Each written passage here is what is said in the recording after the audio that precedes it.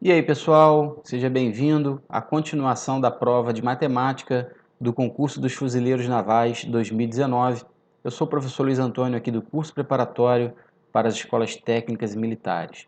Vamos dar continuidade nessa terceira parte da resolução da prova, na questão de número 34. O reservatório de tinta de uma caneta esferográfica tem a forma de um cilindro circular reto, com 2 milímetros de diâmetro na parte interna e 10 centímetros de comprimento. Se uma pessoa gastar diariamente esse volume de tinta aqui, ó, π milímetros cúbicos, o reservatório cheio terá carga para quantos dias? Bom, pessoal, o reservatório de tinta, ele tem formato cilíndrico, é um cilindro assim, ó, com 2 milímetros de diâmetro da sua base e com 10 centímetros de altura, tá vendo? 10 centímetros de altura. Bom, o que nós temos que fazer, a primeira coisa, é pensar nas unidades. 10 centímetros de altura e 2 milímetros de diâmetro. Como o problema menciona o volume da tinta em milímetros cúbicos, eu vou transformar esses 10 centímetros aqui para milímetros, tá bom, pessoal? Então, vamos ficar com 100 milímetros. Bom, para calcular o volume interno desse cilindro que você está vendo aqui, nós vamos utilizar a fórmula matemática. V de volume é igual a π r ao quadrado vezes a altura. Esse r é o raio, que no caso aqui vai ser 1 milímetro, tá bom? Esses 2 milímetros aqui representam o diâmetro do cilindro, então o raio vai ser 1 milímetro. E esse h aqui é de altura, que é 100 milímetros. Então, substituindo esses valores na nossa fórmula, nós vamos ter π vezes 1 elevado ao quadrado vezes 100. Tá bom, pessoal? Então, repetindo para você, esse 1 aqui, ó, é o raio do cilindro. Se o diâmetro vale 2 milímetros, o raio é metade, é 1 milímetro. E esse 100 aqui é a altura do cilindro. Bom, então, nós vamos ficar com 100π, porque aqui vai ficar π vezes 100, tá bom? 1 ao quadrado, 1 vezes 100 dá 100.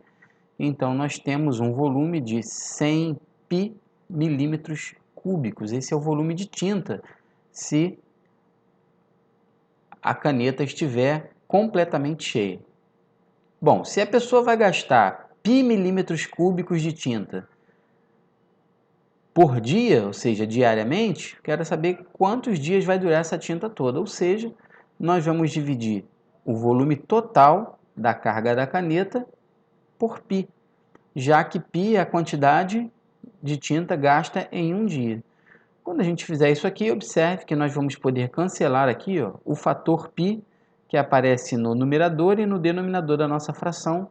Vamos ficar assim com um total de 100 dias. Então, se a caneta estiver com a sua carga máxima, em 100 dias a pessoa vai conseguir gastar a tinta. Gabarito da questão da Fuzileiro, letra C. Número 35, uma questão envolvendo algarismo romano. Muitos candidatos acham que algarismo romano é uma bobeira, que não precisa estudar, mas na prova da Fuzileiro caiu. Ele quer o resultado dessa operação aqui, ó. Esse número menos esse número mais esse outro número aqui em algarismos romanos. Bom, pessoal, para resolver essa questão, não tem jeito, tá bom? Você tem que pegar esses números aqui e transformar para sistema de numeração indo-arábicos, fazer a operação e depois voltar para o algarismo romano. Esse número que você está vendo aqui, ó, o MM, D, L e V, ele vai representar o número 2554. No sistema de numeração romano, nós temos as seguintes relações, ó, estão aqui, ó. A letra I representa 1, a letra V representa o 5, letra X 10, o L 50, o C é 100, o D 500 e o M é 1000. Símbolo de menor valor, se estiver à direita, você soma. Símbolo de menor valor, se estiver à esquerda, você subtrai. Aqui, por exemplo, ó, esse IV aqui, ó, representa o 4, tá bom, pessoal? Aqui o L, como o L tem maior valor, então aqui, ó, esse L vai representar o 50. Esse D vai representar o 500, tá vendo? DL aqui, ó, vai ser 550. E esse 2M aqui, 2000. Então, nós temos o número 2554. O número D, CCC, XCV vai representar o seguinte número, preste atenção. Bom, o número D é 500. O número C é 100. Então, aqui, ó, nós temos o número 800, tá bom? E aqui, ó, XCV, observe que o C, ele representa o 100. E o X representa o 10. Então, nós temos um símbolo de menor valor à esquerda. Então, subtrai. Então, aqui é 90. Como aqui no final nós temos um V, então é 95. Ou seja, o número é 895. O número XLV e 3 Is aqui, como você está vendo, representa o número 48. Vou explicar para vocês por que 48. Bom, esse V com esses 3 Is aqui, ó, é fácil, tá vendo? O I representa 1. Como o V representa 5, nós temos o símbolo de menor valor à direita, então você soma. Então, o finalzinho é 8. E esse XL aqui, ó, nós temos um símbolo de menor valor à esquerda, então está subtraindo 50 menos 10. Ou seja, aqui é 40. Então, 40 mais 8, nós temos 48. Então, subtraindo 2.554 e 895, vamos obter 1.659. E 1.659 somando com 48, vamos chegar à resposta que é 1.707. Agora, pessoal, nós temos que transformar esse número que está escrito no sistema de numeração indo-arábigo para algarismo romano. Observe que o número termina com 7. Então, ele vai ter que aparecer um V e 2 I no final, tá bom? 700, sabemos que 700 é escrito dessa forma, ó, D e 2 Cs, porque o D é 500 e cada C representa 200, tá bom? E o 1000 é a letra M. Então, você vai ter que somar 1000 mais 700 mais 7. Então, o número fica dessa forma aqui, ó. M, D, CC, V e 2 Is no final. Está aqui a resposta. E o gabarito da nossa questão é a letra B, tá bom? Questão de número 36, uma questão de geometria. Uma questão envolvendo ângulos formados por retas paralelas e retas transversais. Nessa figura que você está vendo aí, as retas R e S são paralelas, está aqui a notação. Qual é o valor de x? Então, observe que x é um ângulo que aparece aqui e aparecem outros dois ângulos, que são os ângulos de 60 graus e 20 graus. Bom, essa questão é muito tranquila a resolver, pois nós podemos aplicar um teorema que facilita muito a nossa vida, chamado Teorema dos Bicos. Bom, esse ângulo que está aqui, ó, que é oposto pelo vértice com esse de 60 graus, vai ter a mesma medida dele, ou seja, aqui também vale 60 graus. O mesmo raciocínio pode ser aplicado aqui embaixo, ó.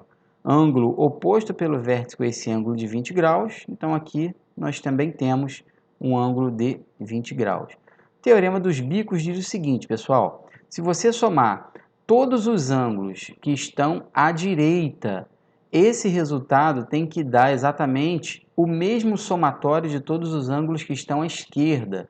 Mas esse teorema só pode ser aplicado para os ângulos que estão na parte interna das retas paralelas. Observe bem, ó, na parte interna das retas paralelas, os ângulos que estão à direita são os ângulos de 60 graus e 20 graus.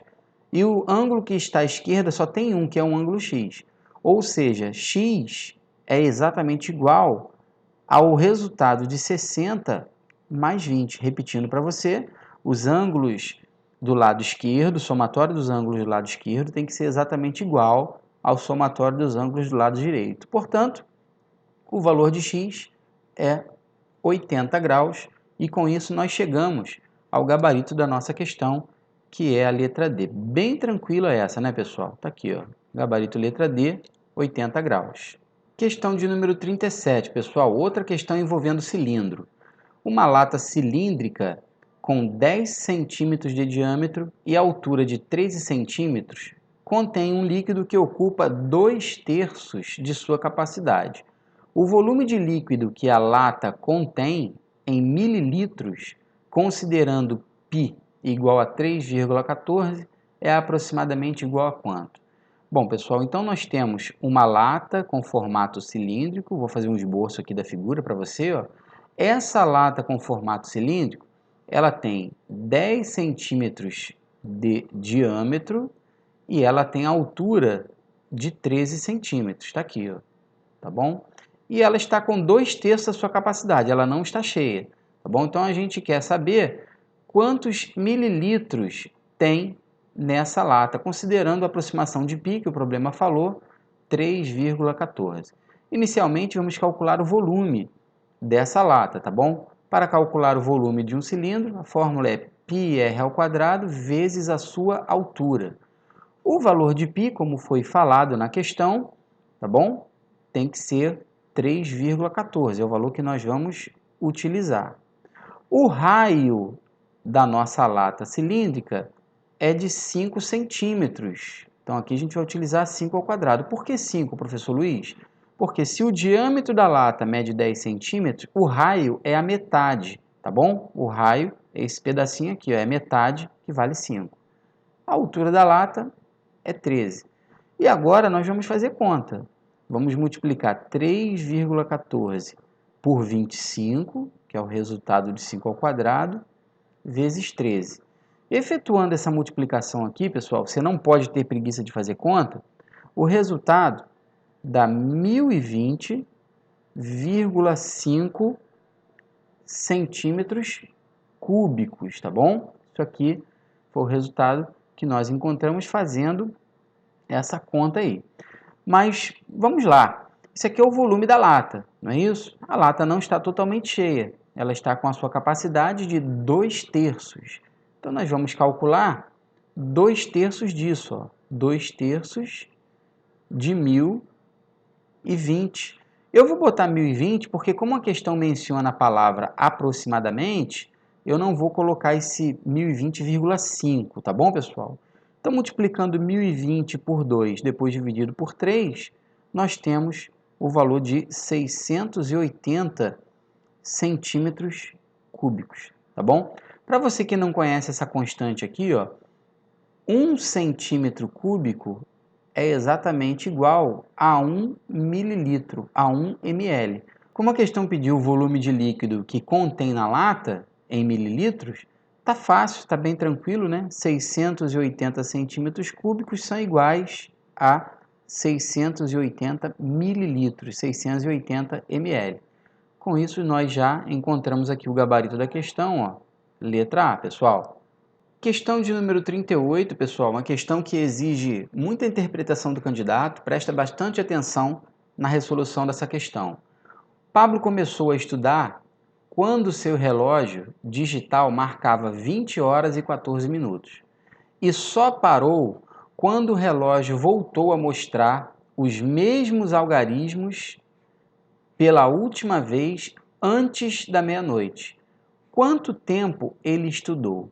Então a questão fala para a gente que o Pablo começou a estudar às 20 horas e 14 minutos. O relógio estava marcando esse horário aqui, tá vendo?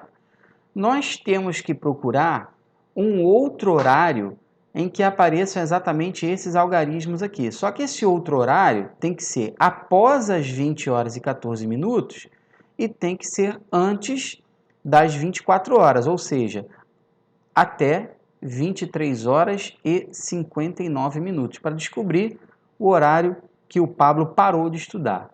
Bom, pessoal, para resolver essa questão é muito tranquilo, basta nós trocarmos, nós permutarmos os algarismos de lugar, desde que seja um horário após as 20 horas e 14 minutos. Depois de 20 horas e 14 minutos, o próximo horário em que vão aparecer os mesmos algarismos será às 20 horas e 41 minutos. Tá bom, pessoal? Mas esse não é o último antes das 23 horas e 59.